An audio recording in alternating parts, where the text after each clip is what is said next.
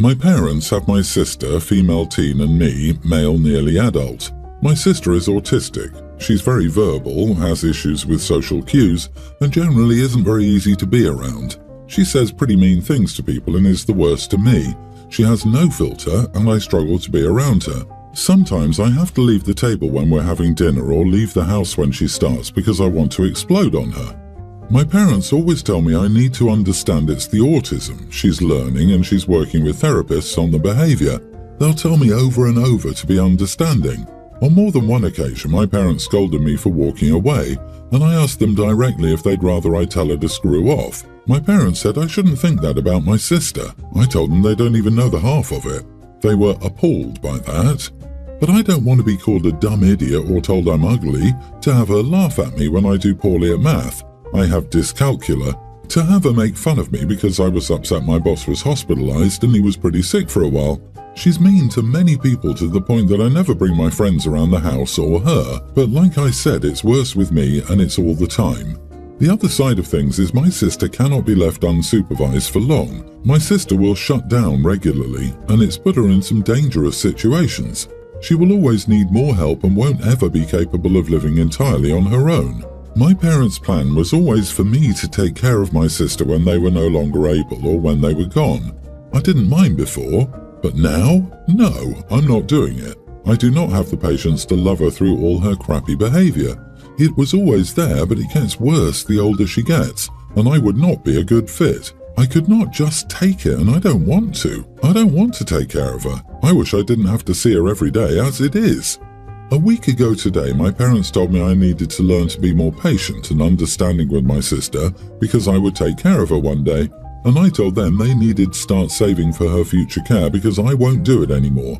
I told them I would not deal with that daily for the rest of my life. I told them I wanted a family one day and would not expose my kids to her. They were angry and told me she was my sister and I needed to do better. The past week has been strained with them telling me I'm treating her worse right now than she ever has. Am I the idiot for telling my parents they better start saving for my sister's long-term care because I won't take care of her when they're gone? Not the idiot. Wow, just wow at your parents foisting that responsibility onto you. Even if you were the best of friends, that's a lifelong commitment they were just expecting you to pick up. What about your life, your dreams, your future? Without the anger, you need to tell them you are your own person. You have a right to live your life and not just be a caretaker for your sister. I disagree. The main thing to understand is that they are scared. Terrified, in fact, of what will happen to her once they aren't there. They have no idea what to do, so they took the easy way out of deciding to sacrifice the rest of your life. It's a challenging situation, but you should be more patient with your sister. She probably won't be this bad forever. Teens in general are the worst people. What the heck? She's a teen and trying to learn how to behave herself. What did they do for the first years of her life? I know, anything she wanted, right? Anything to keep her quiet except teaching her from a young age how to control herself. OP, it's not your job or your responsibility. Your parents need to come to grips with this fact and reality. I agree. This mean behavior is not a symptom of autism. This is definitely a result of the parents simply letting her talk to her brother however she sees fit. So sister has made OP her verbal punching bag. A lot of times, overstimulation and other stressors come out in anger.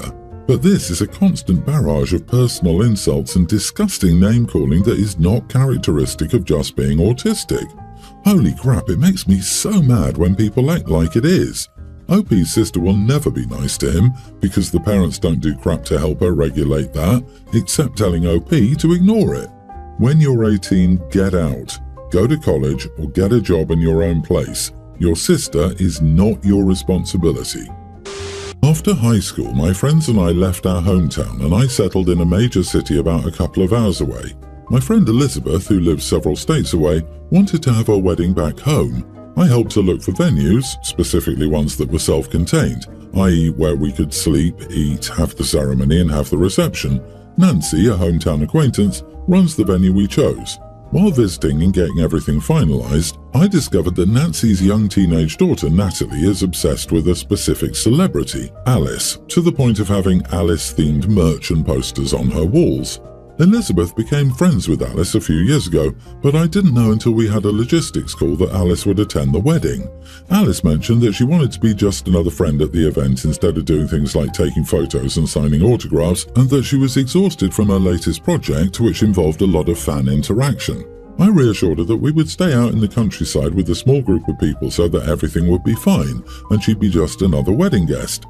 The wedding went off without a hitch, but afterward, Alice posted a few photos with no location identifiers to social media. Still, Natalie follows her, recognized a couple of distinct landscape features, and was hysterical that Alice was at her mom's venue and she didn't get to meet her. Nancy is furious with me and thinks that I should have told her Alice was going to be there and that I should have gotten Natalie in front of her. I'm honestly torn and genuinely feel bad for Natalie, but it also feels like I would have violated Alice's privacy. Not the idiot. It's not your job to disclose the entire guest list to the venue's owner. The level of fame doesn't matter. Alice wanted a stress-free environment to be with her friend for her wedding. In my opinion, the needs of the guests exceed the needs of the venue owners when it comes to events. It's incredibly unprofessional of Nancy to make this demand. Did she think her daughter should have been invited to the wedding, or that the daughter would just be there with the staff hanging around, waiting to accost Alice for an autograph, photos and conversation? Either way, it's entirely unprofessional and inappropriate. Insanity levels of entitlement. Did you see what the Swifties did to Margaret Qualley's wedding? Oof. Elizabeth is entitled to the wedding of her dreams with family and friends. Alice knows how her celebrity can detract from that and appropriately raise the concerns. The fact that Nancy is now furious that a paying customer was unwilling to bend to her teenage daughter's whims is not okay. If Nancy keeps harping on this, I will put the whole story in your Yelp review. It's that not okay. I, 27 female, was obese throughout my childhood and teenage years. It was because food was my comfort then. My obesity came with many health concerns. I was always sick and I was so weak that I couldn't walk more than 30 minutes, and I couldn't wear a padded coat because its weight made my shoulder hurt. I was 5'2" and almost 200 pounds. My health deteriorated really fast, so I decided to lose weight. I lost 90 pounds but gained 35 pounds because I had depression. It had nothing to do with diet, but it started because I was so stressed about my GPA in uni and also was homesick. After I graduated, my depression didn't go away, and it was a really tough year for me. I recently started to lose weight again, and, surprisingly, eating healthy and going to the gym helped me lose 10 pounds and saved me from depression. Later, my doctor told me one of my reasons for weight gain was related to depression and hormones, so losing weight was actually a good choice for my mental health and encouraged me to stay fit. My husband, 28, was such a blessing through all this. We've been married for over a year and dated for 2 years. He was a rock for all my hard times. He's actually from an unhealthy and obese family, and the only one who didn't come out as obese because he never liked eating and enjoyed sports. He doesn't like eating because he has sensitive guts and some allergies. Last month we went for a visit to my in-laws. I started intermittent fasting, which worked wonders for me. I didn't eat breakfast usually, so it wasn't a really big deal for me. But it became a problem when I didn't eat late-night snacks at my in-laws' house and went out jogging with my husband in the morning. My sister-in-law, 35, accused me of being anorexic, which I'm definitely not, and she constantly called me out for fat phobia and anti-body positivity. She also said I was a bad influence on her kids, who are also morbidly obese even at a young age. It annoyed me, but I just let it slide. But then one of her teenage daughters, Lisa, reached out to me and asked if she could lose weight too. Apparently her mother said she should never bend to society's prejudice and lose weight, but Lisa disagreed. So I gave her some basic advice. Cut back on sugar intake, including soda, juice, chocolate and cookies. Eat more greens. Take a walk and try to go to the gym if she can. And I gave her some recipes for quick and delicious diet-friendly food. Simple salads, poke bowls and some desserts. When my sister-in-law heard it, she lost it. She called me some dirty names, and I should stop hating plus-size people and work on my ED. I became so annoyed that I told her, no, I don't hate overweight people, I respect them, but I'm afraid of being obese because it's generally unhealthy and it was personally damaging to my health and mentality. After that, basically, almost all my in-laws are telling me I'm in the wrong and should apologize and also get some therapy for my non-existent ED. I just don't know what to do. Am I the idiot? Tell her you don't hate plus-sized people, just plus-sized idiots. You are not the idiot. I hate bad parents. Sister-in-law is stopping her kid from getting healthier. I can understand a parent not wanting their kid to diet in the fad diet sense, but how on earth do you object to eating healthy foods and getting some exercise? Yeah, it also sounds like sister-in-law is projecting her own ED and insecurities on OP and her kids, in addition to jealousy. It's good to be body positive, but when it reaches a point when it's detrimental to your own and your children's health, you've gone too far. Parents should encourage their children to live healthy and not be mad when they want to eat more green and exercise. Oh dear, tell your sister-in-law to be the bigger person and stop nagging you about your weight. You are a savior to your niece, Lisa. Thank God she has you and is comfortable enough to reach out to you like she did. Obesity is very unhealthy. Your sister-in-law is a bad parent, in my honest opinion. I can't believe that a mother would actually be encouraging her teen to become and stay obese, especially when she said she doesn't want that. Terrible parents and family, and your partner should step in. Stop interacting with your family-in-law and let your partner deal with his family. He should correct them, not you. I, 34 female, have been married for 4 years. I have a stepdaughter, Ada, tween, a bio-daughter, Serenity, toddler, and a bio-son, Milan, infant. My husband, James, was married before we met, and he lost his wife when Ada was only a toddler.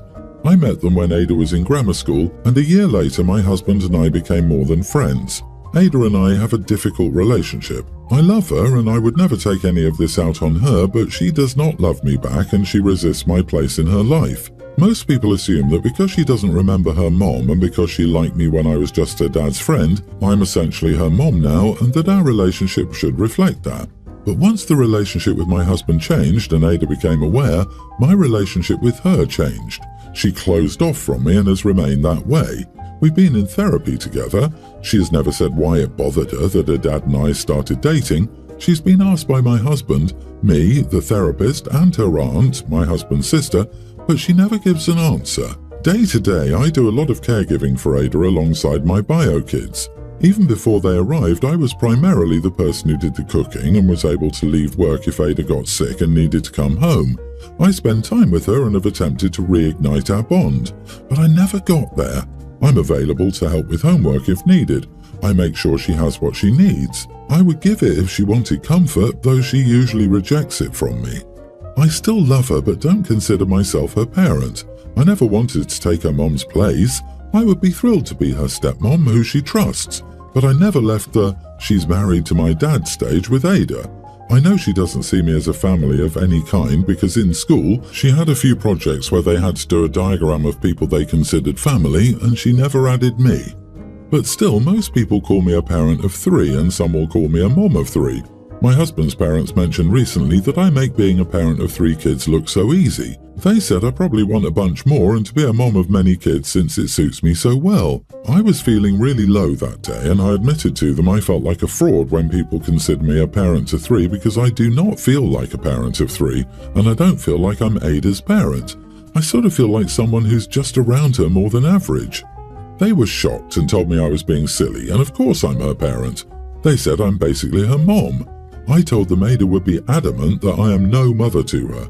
They got kind of snappy with me and told me I shouldn't take a kid's words to heart. They told me I was going to make Ada feel unloved if I kept feeling the way I did and thinking as I did. My husband got home just then and he told them to leave and defended me, but the words struck a chord with me. Am I the idiot?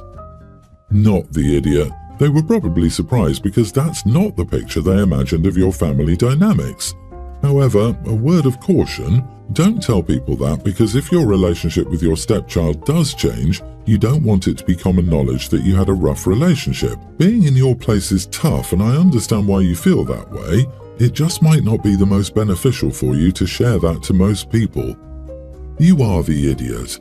I think Ada will never look at you like her mother either, nor would she want to forget her mother who passed away.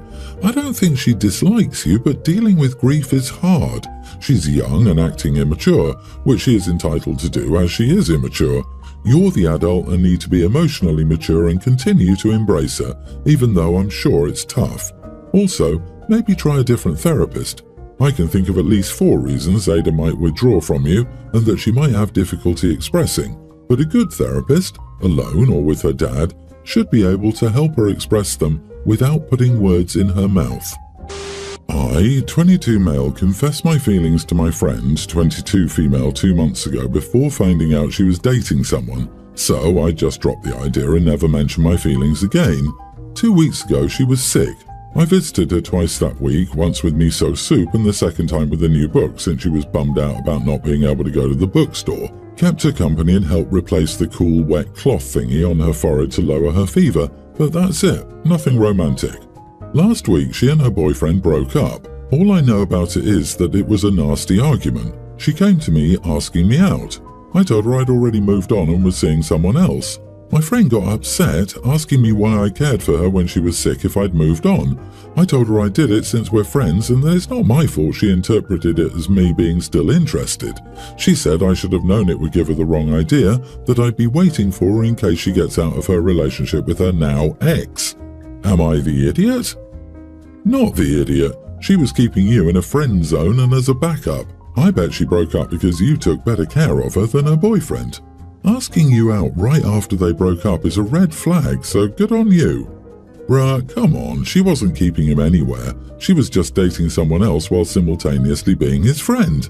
I'm not saying OP is the idiot because they didn't do anything wrong, but the girl might have just needed time to process her feelings, and when she was too late, after misunderstanding OP's intentions, she got frustrated and acted somewhat entitled and bratty about it. Chill out, there doesn't always have to be a corrupt villain in every scenario. I agree, I don't think either of you is an idiot. It's just an unfortunate case of bad timing. I believe she realized what a great guy you were when she was sick, you were loyal and stood by her. Her boyfriend didn't, or she wouldn't have needed you. So now she realizes that she made a significant mistake when she turned you down. Unfortunately, you moved on because now she knows you're a keeper. Sadly, this sort of thing happens all the time. No one is an idiot in this situation, except maybe the ex-boyfriend. It's just a case of bad timing and miscommunication.